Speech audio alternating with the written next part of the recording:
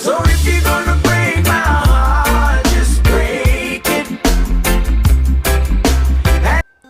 Adapun perangkat yang sudah saya siapkan yaitu ada LKPD, RPP dan juga bahan ajar. Dalam RPP saya menggunakan metode pembelajaran inquiry dengan pendekatan secara saintifik. Tujuan yang akan dicapai yaitu pertama, siswa mampu menjelaskan pengertian struktur dan fungsi dari sel. Siswa mampu menjelaskan komponen-komponen dari sel. Dan siswa mampu menjelaskan perbedaan dari sel hewan dan sel tumbuhan. Oke, mari kita menyaksikan video proses pembelajaran yang telah saya buat. Siap. Hormat. Selamat pagi, Pak. Baik, selamat pagi anak-anak, silakan dulu. Terima kasih, Pak. Apa kabar kalian hari ini anak-anak? Baik, Pak. Oke, satu kelas. Siapa yang tidak hadir hari ini? 2 orang, Pak. Oh, 2 orang. Ya. Alasan ada atau tidak? Sakit. Oh ya, Sama sebelum itu, nanti sebentar tolong tulis nama-nama yang tidak hadir dan sampaikan kepada Pak ya. Ya. Baik, sebelum kita mulai pembelajaran kita pada hari ini, Pak minta salah satu untuk memimpin kita dalam doa.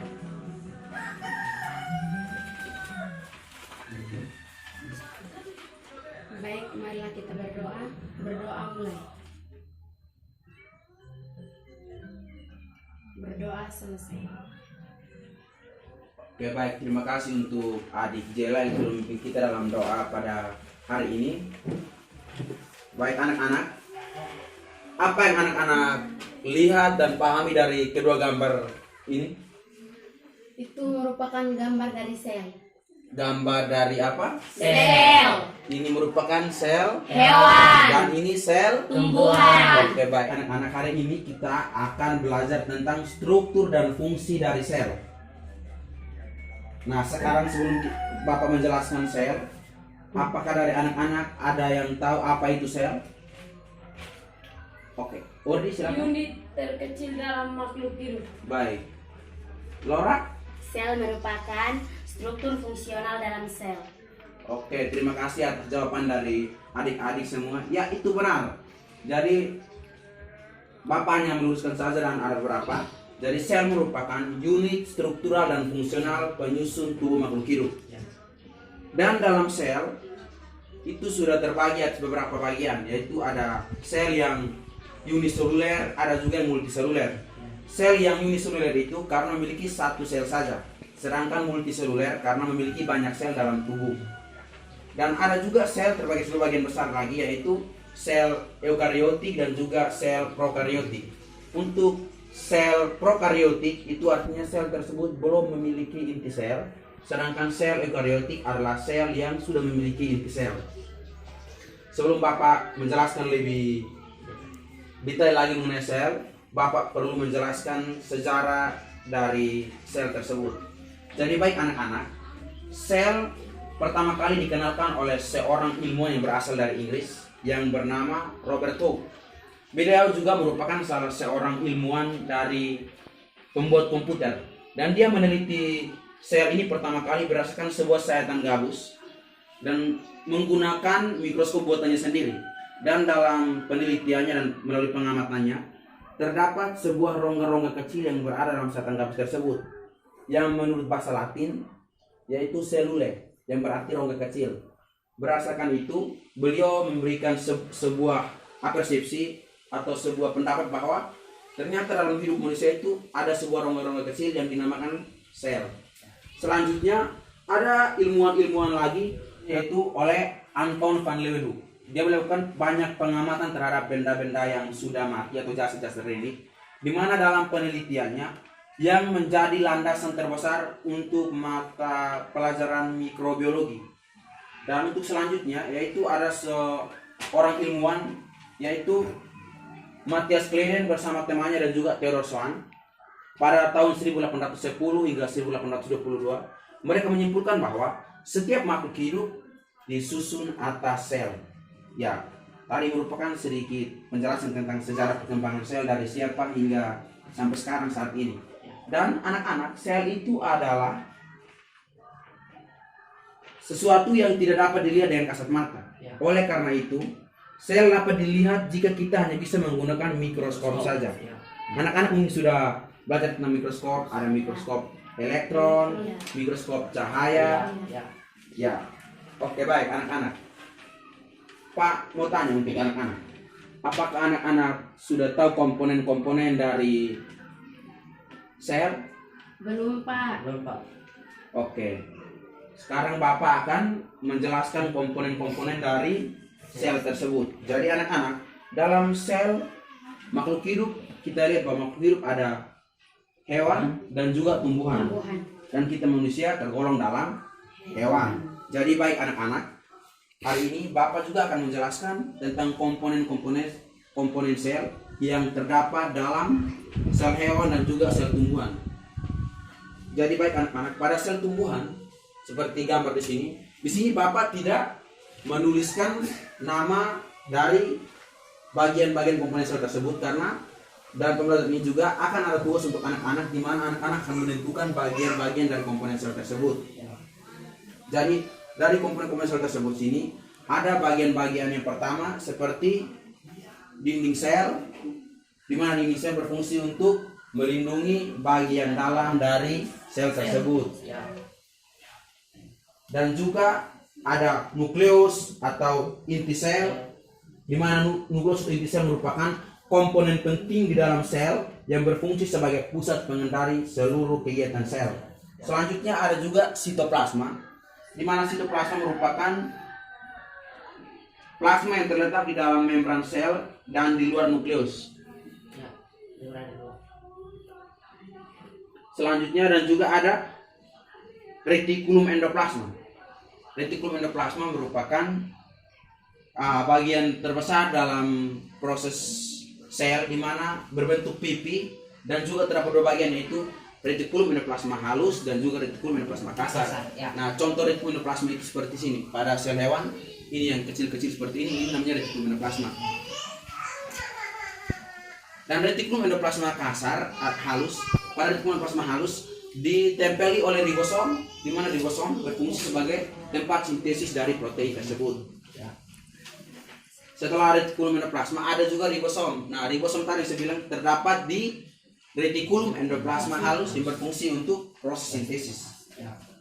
Dan yang terakhirnya badan Golgi atau aparatus Golgi. Nah, badan Golgi atau aparatus Golgi yaitu seperti ini. Sekresi protein dan juga glikoprotein, karbohidrat serta lemak. Selain itu juga dia membentuk lisosom untuk sel hewan. Selanjutnya yaitu mitokondria. Nah, anak-anak mitokondria ini memiliki nama lain yaitu kumofor atau tempat untuk pembentukan segala sesuatu di dalam sel tersebut. Selain itu ada juga lisosom. Lisosom memiliki fungsi untuk eksositosis dan juga endositosis dalam tubuh. Ya, tadi merupakan komponen-komponen sel secara garis besarnya saja. Ya. Untuk sel seutuhnya. Untuk bagian dari sel hewan dan juga sel tumbuhan, ini akan menjadi tugas untuk anak-anak pada hari ini untuk bisa membedakan apa itu sel hewan dan membedakan apa itu sel tumbuhan. Oke, baik anak-anak. Sekarang kita lanjut ke pembelajaran. Bapak ada lembar kerja peserta didik sini atau KPD yang ingin anak-anak kerjakan, dan anak-anak akan dibagi menjadi dua kelompok dengan masing-masing kelompok 2 orang saja. Dengan kelompok 1, kelompok 2, anak-anak bisa duduk dalam kelompok untuk bisa berdiskusi dan mengerjakan soal yang ada di dalam LKPD tersebut. Ya, bisa langsung duduk dalam kelompok untuk kelompok. Bapak akan memberikan waktu untuk anak-anak selama 15 menit untuk mengerjakan diskusi tersebut. Jadi baik anak-anak, dalam LKPD tersebut tujuannya yaitu yang pertama agar siswa dapat menjelaskan pengertian sel, struktur dan fungsi sel. Selanjutnya, untuk menyebut dan menjelaskan komponen sel beserta fungsinya. Dan yang ketiga, menjelaskan perbedaan sel hewan dan juga sel tumbuhan. Nah, di dalam LKPD tersebut ada gambar dari sel tumbuhan dan juga ada gambar dari sel hewan. Nah, setelah itu ada sebuah tabel. Lalu tabel yang ada dalam LKPD tersebut, anak-anak isi nomor 1 itu bagian dari komponen apa, nomor 2 itu komponen apa pada sel hewan dan sel tumbuhan.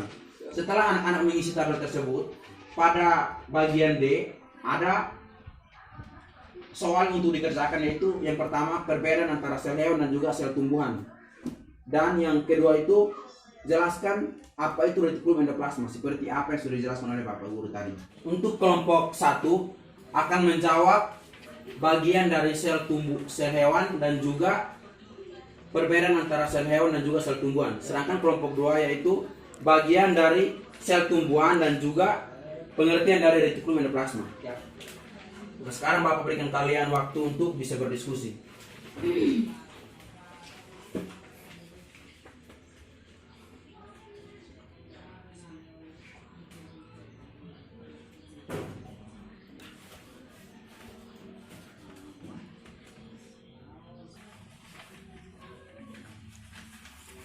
Oke anak-anak, apakah sudah selesai diskusi? Sudah, Sudah, Pak. Pak.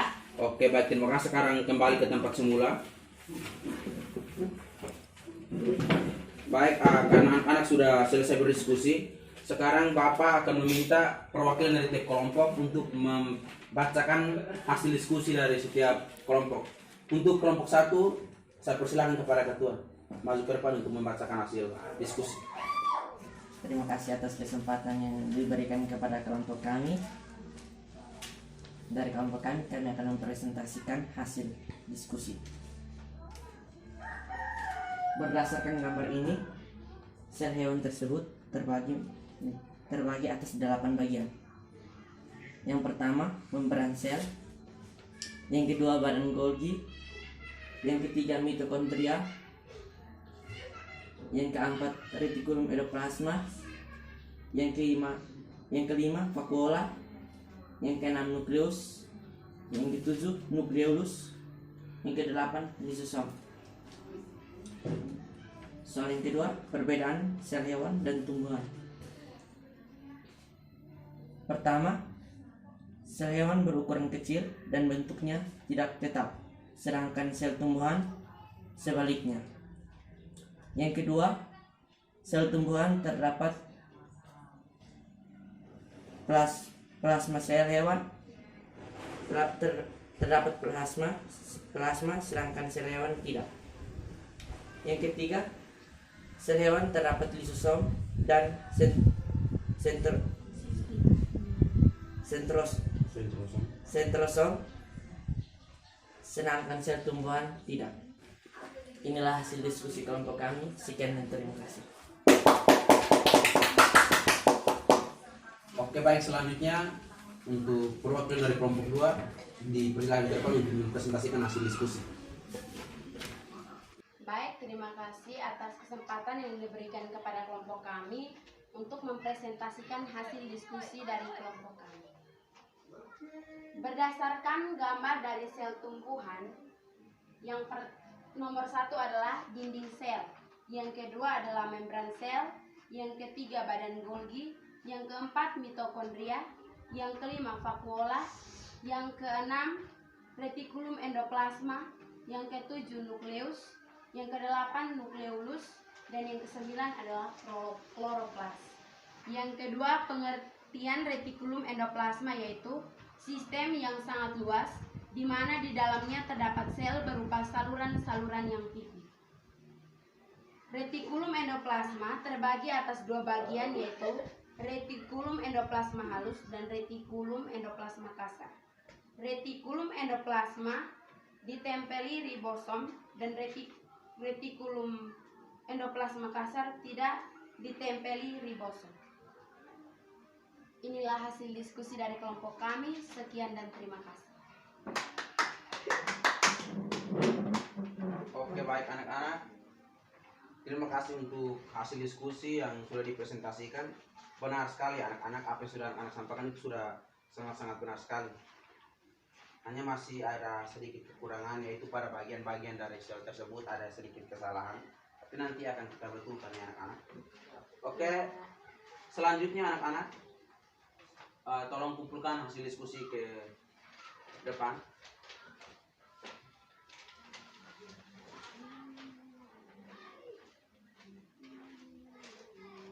Oke, baik, terima kasih.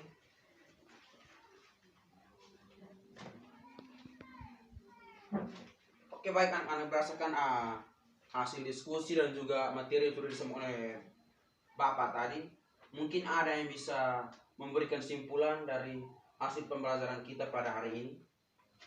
Saya Pak. Oke, silakan Adik Jela. Baik, dari tadi yang sudah Pak sampaikan, kesimpulan yang bisa saya ambil yaitu yang pertama, pengertian dari sel. Sel merupakan unit struktural dan fungsional penyusun tubuh makhluk hidup. Yang kedua, sel dibagi atas sel uniseluler dan multiseluler. Komponen sel terdiri dari dinding sel, membran sel, dan lain-lainnya. Dan yang keempat, perbedaan sel hewan dan tumbuhan yaitu sel tumbuhan terdapat dinding sel, sementara sel hewan tidak terdapat dinding sel. Oke, baik, terima kasih untuk Adik Jela yang sudah memberikan kesimpulan berdasarkan pembelajaran kita pada hari ini. Mungkin masih ada atau? Oke, sudah benar sekali apa yang disampaikan oleh Adik Jela, tapi Bapak sedikit menambahkan ya. Baik anak-anak, terlebih pada perbedaan antara sel hewan dan juga sel tumbuhan. Pada sel hewan dan juga sel tumbuhan, untuk kedua sel ini ada pada sel tumbuhan terdapat dinding sel, sedangkan pada sel hewan tidak terdapat dinding sel. Pada sel hewan hanya memiliki membran plasma saja. Jadi berdasarkan itu, sel hewan bisa berubah-ubah karena membrannya bisa berubah bentuk. Sedangkan pada sel tumbuhan karena memiliki dinding sel, berarti dia tetap dan tidak bisa berubah-ubah. Yang kita tahu bahwa namanya dinding tidak bisa berubah. Dia sudah akan tetap seperti itu karena mengandung peptidoglikan. Nah, peptidoglikan ini akan membuat dinding sel itu menjadi kaku dan keras sehingga tidak bisa berubah-ubah lagi. Selanjutnya, untuk sel hewan dan juga sel tumbuhan, pada sel tumbuhan terdapat kloroplas. Nah, kloroplas tersebut hanya terdapat pada sel tumbuhan karena sel tumbuhan mampu untuk melakukan proses fotosintesis untuk pembuatan makanan. Sedangkan pada sel hewan tidak terdapat kloroplas tersebut. Selanjutnya, untuk sel hewan terdapat lisosom dan juga sentrosom. Nah, sedangkan pada sel tumbuhan tidak terdapat hal tersebut. Nah, mungkin ini bisa ditambahkan sebagai perbedaan dari kedua sel tersebut. Mungkin itu saja dari penyampaian Bapak untuk kegiatan kita pada hari ini. Untuk tugas untuk minggu depan, anak-anak harus menuliskan bagian-bagian komponen sel secara lengkap dan juga pengertian dari semua bagian-bagian komponen sel, serta tuliskan perbedaan antara sel hewan dan juga sel tumbuhan. Siap, Pak. Bisa? Bisa. Dan minggu depan kita akan belajar tentang proses metabolisme dalam tubuh. Nah, sebelum kita mengakhiri proses belajar mengajar kita pada hari ini, saya minta ketua kelas memimpin kita dalam doa sebelum kita pulang.